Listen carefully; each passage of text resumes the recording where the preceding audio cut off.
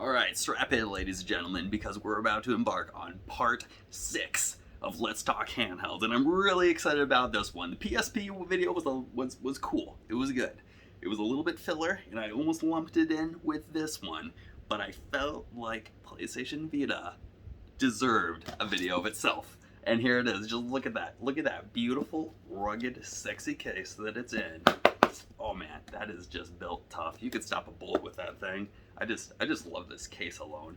Just if you need a Vita, you gotta get this case. This is the Vault case, and it's not made by Sony. I forget. A couple different people make it. This one happens to be made by Pelican, which they make really good stuff. Pelican, right? I think so. Sure. And Amazon might make it too. Amazon Basics makes a case very similar to this for the Switch too. Fun fact, which you'll see in the next video. But oh man, this is the best case just made ever known to mankind. It's so tough, and it's got a really satisfying, nice rubberized kind of bouncy grip on there. Kind of reminds me of an OtterBox, but it's just so great. It just looks badass, and your system fits in there so perfectly. There he is. There's the Vita Slim boy. It's got a little flappy thing to keep your screen protected. You can put some games in there, some memory cards and stuff, but I don't use any of that, and it's in there so great. I just love this case. It's always in this case when I'm not using it. So I've got a derpy screen protector on there as well, and I just love it. While we're on the topic of accessories, that is the only case I've ever had for it, and the Vita is really comfortable. It's okay. It's fairly comfortable to hold. It's slim, and I was debating between getting this or the original model that was a little bit thicker than this, but it had the OLED screen, and a lot of people prefer the OLED, but I was scared of burn-in, and I think this said it had a slightly better battery, and I'm all about battery life, especially on my handhelds. So I went with this, and I never regret that. However, you may have seen me talk about the PSP and the thickness on that, and I think maybe the original PS Vita may have been a little bit more comfortable to hold too, because it was a little bit thicker too. But while we're on the topic of accessories and comfort, I did have a really cheap little grip thing for the Vita. So this is like $5, I think, online. It comes in different colors and textures and stuff. This is the most basic one. Doesn't have any rubberized grip or anything, which really would have gone a long ways. But it's pretty simple. You just plop it on there. Your fingers rest right there, and it doesn't add anything else to the experience other than a little bit of comfort, which it actually goes a long way. I like this a lot. I use this grip a lot. I used it most recently when I finished Last of Us Part 2 with the remote play, and that really helped a lot. However, it's not perfect. It doesn't add any extra buttons, because if you know anything about the Vita, it has touch panels on here where you can map 4 buttons on the back of it. The best, one of the arguably the best accessories or grips that you can get for the Vita is the Hori grip, which adds buttons to the back of it, which is really cool and great for remote play or any Vita games that utilize the back touchpad. However, they discontinued it a while back. I don't know how long it's been, probably several years at this point, and now it goes for several $100s on eBay. And fuck that, I'm not gonna pay that much when it's less than I paid for this system. But I got this from Discreet by Davenport, and several years ago, and that was yeah. Moving right along. I was determined to find a better grip, but I wasn't gonna buy the Hori one, so I constructed this monstrosity, which is a different grip, and I forget the name of it. Oh, it says Top Player on the back of it, but basically it was okay. It was comfortable enough, but it had really small kind of cutouts, or small handles rather, for your hands to rest on. So let me just throw it on here so you get the full effect on there. I dremeled off the existing the existing grips on the side, and I put my broken Elite controller panels on there with hot glue, and then I painted it and stuff. Admittedly, I probably should have used a different material like clay and other stuff, but I figured this would work. It took some finagling, but it is a lot more comfortable to hold. It's actually very comfortable. It's not as comfortable as the Satisfy grip for a Switch, but it is not bad by any means. And you might be wondering, what are those two little flappy things on there? Well, that's an attachment for the grip, the main part of the grip, and it adds two extra, it basically adds L and R3, so you can, so you can drop that on the coffee table. No, but it, that really, so you don't have to worry about the touch pads anymore, because my fingers would always miss it, and it was horrible for Uncharted especially, and other games like that. And then these add buttons to L and R, I believe. So something like that. Basically, it gives you 4 buttons instead of having to use the 4 touch panels on the back, which is wonderful. It's a huge improvement. So yeah, that's my custom Vita grip. If Sony ever gets their act together, and I hope they do, and they make another handheld, which a lot of people do want, and I think they can do it. I really think they can. I think they can learn from Nintendo. I would really like to see a design, something kind of like this, only less derpy, because it is kind of ugly, but this is kind of what we would want. Only we want clicky analog sticks, and we want real triggers. But this is my rendition of it. So enough of that. Let's take a look under the hood of the PS Vita. All right, so let's dive right in here.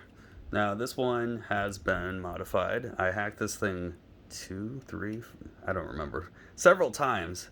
The first time was horrible. It was a really pain in the ass to hack. Second time, not as bad, and then the third time kind of failed. Fourth time was horrible. So it's great when it works, but it's a if you don't know what you're doing, even with different video tutorials, it's a pain in the ass to do, and I will probably never do it again because I play my Switch way more, and I really just hacked it again just for the sake of this video. So I did lose a lot of stuff that I had on here originally, so that was unfortunate.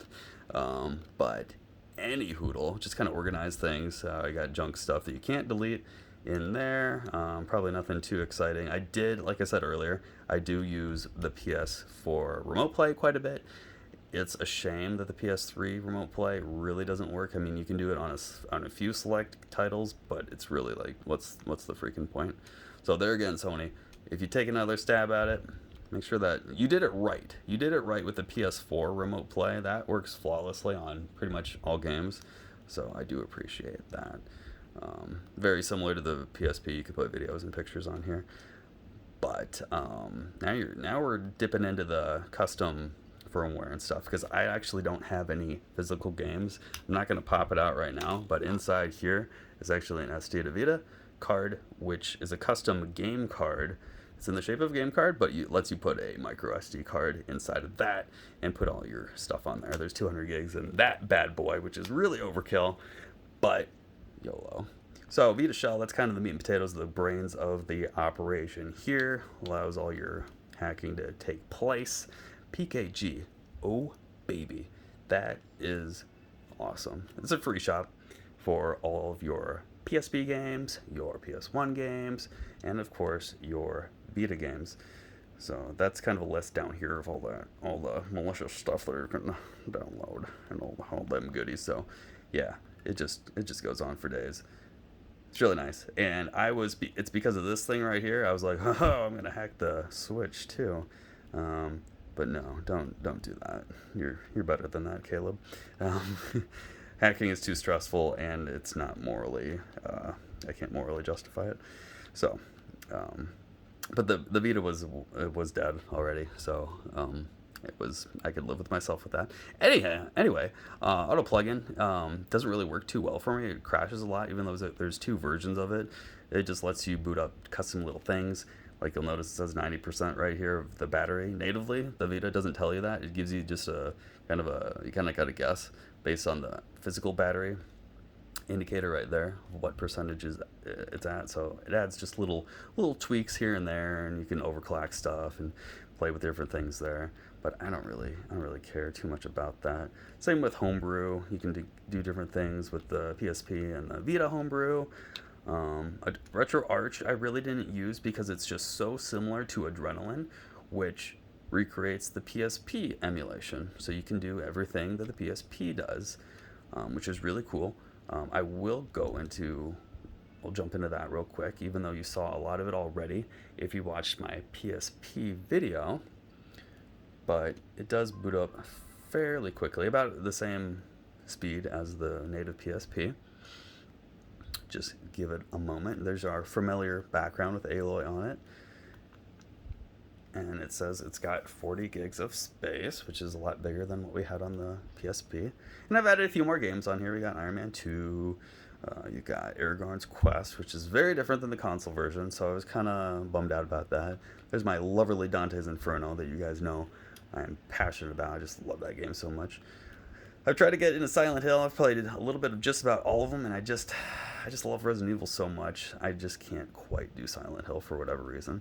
But we've got a couple of the Battlefield, Star Wars, more Silent Hill, Tomb Raider, 300. It's a really basic game, but it's fun for what it is. Nothing too crazy. Some more Tomb Raider. Some other stuff here that you've seen already. And yeah, it's just a few more PS1 games. Some of them are better than others. And you can also put some custom PSP stuff on here too. Like you may have seen that Slenderman one here. It's okay. It's just a custom little Slenderman game.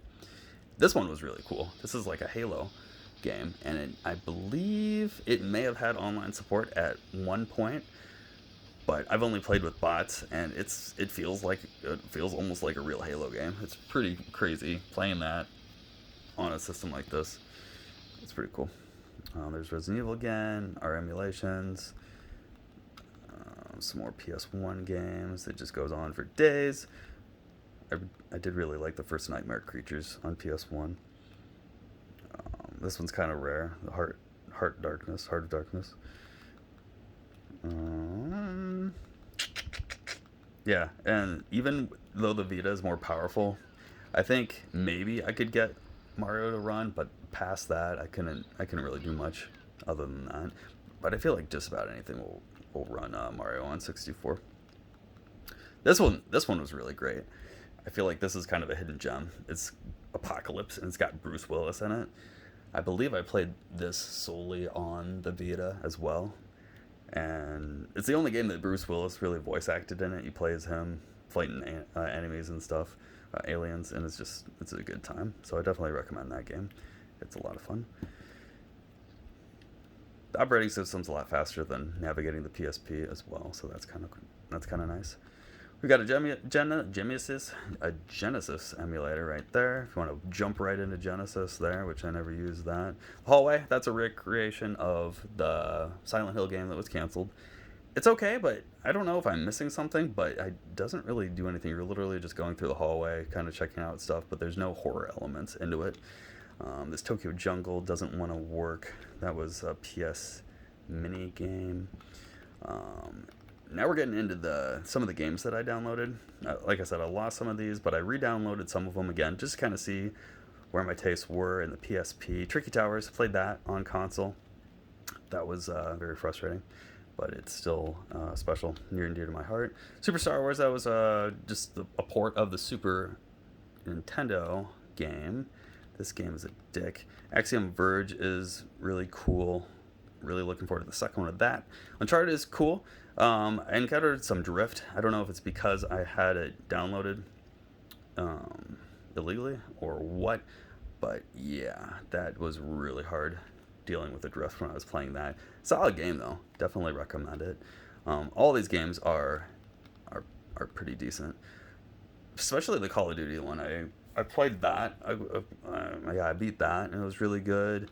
Wipeout, whatever. I didn't play Catherine because I played a lot of it on PS3, and this is all in Japanese. Those ones were okay. Limbo, I mean, that's straight port, works great on here. Swapper, didn't play much of that. Halloween Forever, really fun game, really frustrating, and I'm pretty sure you have to play in one setting. but for what it is, it's a really cute game, and I like that. God of War works great on here, and all three of these are okay. Silent Hill, didn't really like that at all. Resident Evil Revelations 2 performs great, but the controls, I don't know. It's just, I don't know. It's a little bit much. Even though Sony made a vast improvement on these analog sticks, it's just hard playing anything third person or even first person. But I feel like it was just, I don't know. It's hard to navigate precisely with a third person game like that. Walking Dead, I haven't really played that on here, but I loved it on 360s. It's a great game. No. Basically, don't play any games with zombies in it because it's just not very good. Fez is okay. Adventure Time was amazing. Played Doctor Who quite a bit on PS3. Thomas Was Alone is amazing. That was the first time I ever encountered that. It's just a really cute kind of hidden gem game, and they ported it over to Switch and other games, so I definitely recommend it. It's a very minimalist kind of puzzle game, but it's super cute game. Definitely recommend that. Didn't really get into too many of these other ones. This one I played on PS3, and then that was really cute. The pixel shooter. The MotorStorm RC was cute. If you like RC cars like me, that's fun. You're playing with RC cars. Shakedown Hawaii was okay. And Downwell, I didn't know this was on Switch till after I bought it on, or I'm sorry, I didn't know it was on Vita till after I bought it on Switch. So that's kind of a different, you're just falling down this, I don't know, this well or whatever, I suppose. Shooting stuff, it's just really simple, but it's cute. Guacamelee speaks for itself. Resistance, this is probably one of my favorite ones, definitely. I do actually have all my ranking PS Vita games, and that one's towards the top. So is this one, the Murasaki Baby. I'm pronouncing that wrong, but both of these, Child of Light is awesome. Velocity's pretty cool. Haven't played SpongeBob. That one's decent too. And then just a couple ones. I was not a fan of Killzone, actually. I didn't think that was great. And that was just something else that I randomly downloaded. So here's my full list. Spoilers, because I don't have visuals in front of me, but Halloween Forever is ranked number 10 on my list, and then we've got Child of Light at number 9 because that game is gorgeous, and I'm really tempted to buy it again on Switch, maybe, but I probably won't. And then number 8, Thomas Was Alone, because that was really cute, and I definitely recommend it. I'm pretty sure it was narrated by the guy that does the Little Big Planet games too. But number 7 was Adventure Time, Secrets of Nameless Kingdom, so that's a good game as well. Number 6 goes to Cod Black Ops. Number 5 was that Murasaki Baby. It's just kind of a messed up game, and it utilizes, I'm pretty sure it's strictly touch controls, which it's usually no bueno, but it works for this game, and it's just quite an experience. So I definitely recommend checking that out. Axiom Verge at number 4. Haven't beat it, and I lost my save data, so I don't know if I will anytime soon. But number 3 goes to Resistance Burning Skies. I got to the final boss and I could never beat it, and there again lost my save data, and I will definitely never beat that one, but it was fun. Number 2 was Uncharted, despite the drift that I was encountering. Solid game on the Vita. And number 1, which actually I didn't even see on here, is Slain. That was the reason I hacked the thing to begin with. I love Slain. It was a hard game, but I beat it. And I'm still working on Belfaris. I'm on the final boss on Switch right now. So wish me luck. Hopefully I will beat that soon. So yeah, there's the Sony PS Vita Slim with my custom grip on there. There's that beautiful case again. Just throwing that out there. Thanks so much for watching this video, and I will see you guys in the next one.